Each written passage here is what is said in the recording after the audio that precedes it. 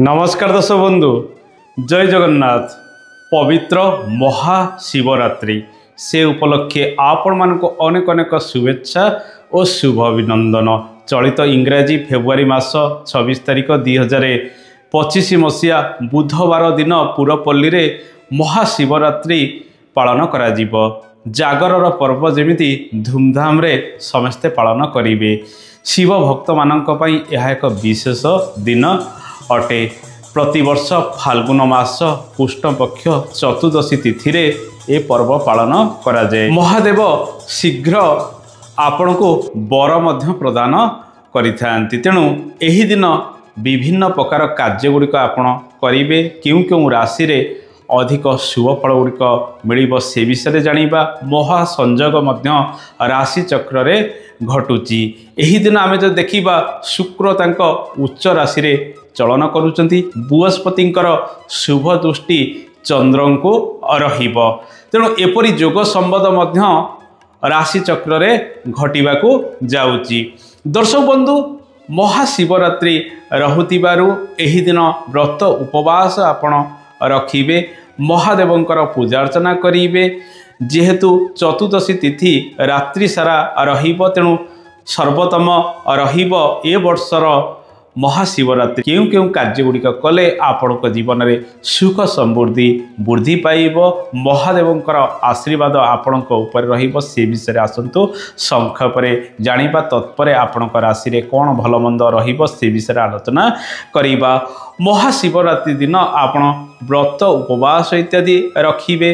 रात्रि उजागर मध्य रहिबे। 108 गोटी बेलपत्र महादेव को एही दिन अर्पण करंतु। जो कन्या मानकर विवाह होई पारु नाही से माने मध्य एही दिन महादेवंकर पूजा अर्चना करने सहित रुद्राभिषेक इत्यादि कले आपणक जीवन में सुख समृद्धि वृद्धि हम। कार्य क्षेत्र में मध्य आपनको सफलता मिलिब। एही दिन तंभा लोटारे गुड़ सहित लाल चंदन को मिश्रित करी महादेवंक पाखरे अभिषेक इत्यादि आपण कराइले मध्य सुख समृद्धि आपणकर वृद्धि पाइब। महु आखु रसरे मध्य आपण अभिषेक इत्यादि कराइले सुख समृद्धि मध्य आपणकर वृद्धि पाइब। 108 गोटी बेलपत्र अर्पण सहित महामृत्युंजय मंत्र पाठ कराइबे। जो मानकर रोग वृद्धि शरीर रे रहुची किंबा आपण जदि कोनोसी मेडिकल रे वर्तमान ट्रीटमेंट होउचंती ए सब कार्य गुड़िक कले मध्य रोगरू आरोग्यता लाभ होवार संभावना बढ़ी जाई पारे। एही दिन महादेवंक पाखरे जलाभिषेक आपण करिवे। पंजिकारे उल्लेख रही रात्र 10 घटिका समय रे महादीप उठिब। तेणु ओडिशा सहित भारत वर्षर विभिन्न शिव मंदिर रे ए पर्व धूमधाम रे पालन करा जिवो। दर्शक बंधु एही दिन आपण ये सब कार्य गुड़िक करने सहित बेल गछ को आपण पूजा अर्चना करेंगे। बेल गछ मूले जलाभिषेक इत्यादि कले मध्य सुख शांति वृद्धि होता है। महादेवंकर प्रिय फूल केतकी एवं दुर्दुरा फूल मध्य महादेवंक पाखरे आपण अर्पण करेंगे। एही दिन 12 बुधवार रहिबो। घात बार कर्कट राशि रे रहिबो। घात चंद्र सिंह राशि रे रहिबो। अमृत बेला दिवा 11:35 परठारु दिवा 1:09 पर्यंत रहिबो। संध्या 5:51 ठारु संध्या 6:40 पर्यंत आउ एक अमृत बेला रहिबो। तत्परे रात्र 9:07 ठारु रात्र 2टा पर्यंत आउ एक अमृत बेला रहिबो। एही दिन अनेक गुड़िए कार्य गुड़िक मध्य आपण करि परिबे। गाड़ी आपण किणाकिणी करि परिबे। पुरातन गृहर कार्य गुड़िक आरंभ करि परिबे। किछि किछि शुभ कार्य गुड़िक मध्य आपण एही दिन आरंभ करिवे। एवं 12 मध्य बुधवार रहुतिबारु शुभ दिनटिए अटे। राहु कालर समय दिन 11:59 ठारु दिन 1:27 पर्यंत रहिबो। एहा एक अशुभ समय रहिब। आसंतु जानिबा आपणकर राशि रे किभଳି शुभ फल गुड़िक प्राप्ति हम।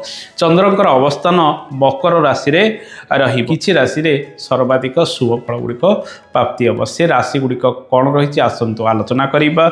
मेष राशि, कर्कट राशि, तुला राशि, बिच्छा राशि, मकर राशि, कुंभ राशि और मीन राशि रे शुभ फल गुड़िक वृद्धि पाइब। अशुभ क्यों क्यों राशि रे रही आसंतु ଜାଣିବା ସେ ରାଶି ଗୁଡ଼ିକ ଯଥା ବୃଷ, ମିଥୁନ, ସିଂହ, କନ୍ୟା ଏବଂ ଧନୁ। ଏ ରାଶିରେ ଅଶୁଭ ଫଳ ଗୁଡ଼ିକ ପ୍ରାପ୍ତି ହେବ। ସାମାନ୍ୟ ସମସ୍ୟାରେ ଏ ରାଶିର ବ୍ୟକ୍ତିମାନେ ରହିପାରନ୍ତି। ଦର୍ଶକ ବନ୍ଧୁ, ମହାଦେବଙ୍କର ପୂଜାର୍ଚ୍ଚନା ଆପଣ କରିବେ, ସକଳ ମନସ୍କାମନା ଆପଣଙ୍କର ପୂରଣ ହେବ। ଯେଉଁ କନ୍ୟାମାନଙ୍କର କିମ୍ବା ଯେଉଁ ପୁଅମାନଙ୍କର ବିବାହ କାର୍ଯ୍ୟ ସମ୍ପାଦିତ ହେଉନାହିଁ ସେମାନେ ରୁଦ୍ରାଭିଷେକ ଇତ୍ୟାଦି କରିବେ। ବେଲପତ୍ର ମହାଦେବଙ୍କ ପାଖରେ ଅର୍ପଣ କରିବେ ଏବଂ ଏହା ସହିତ ପୂର୍ବରୁ ଯାହା ଯାହା ପ୍ରତିକାର ଗୁଡ଼ିକ ମୁଁ କହିଲି ସେସବୁ କାର୍ଯ୍ୟ ଗୁଡ଼ିକ କରିବା ସହିତ ଆପଣ ବୃଷଭଙ୍କୁ ଏହି ଦିନ ଚାରା, ଘାସ ଇତ୍ୟାଦି ଖୁଆଇବେ। ଦେଖିବେ ମହାଦେବଙ୍କର ପ୍ରିୟ ବାହନ ଯେହେତୁ ବୃଷଭ, ଆପଣଙ୍କ ଉପରେ ମହାଦେବ ସନ୍ତୁଷ୍ଟ ହେବେ ଏବଂ ଆପଣଙ୍କୁ ଆଶୀର୍ବାଦ ମଧ୍ୟ ଏହି ଦିନ କରିବେ। ଦର୍ଶକ ବନ୍ଧୁ, ଆଜିର କାର୍ଯ୍ୟକ୍ରମଟି ଏଇଠି ସମାପ୍ତି ହେଉଛି। ଆସନ୍ତା ଅଧ୍ୟାୟରେ ଆପଣଙ୍କ ସହିତ ଦେଖା ହେବ। ରହୁଛି। ଜୟ ଜଗନ୍ନାଥ। ଧନ୍ୟବାଦ।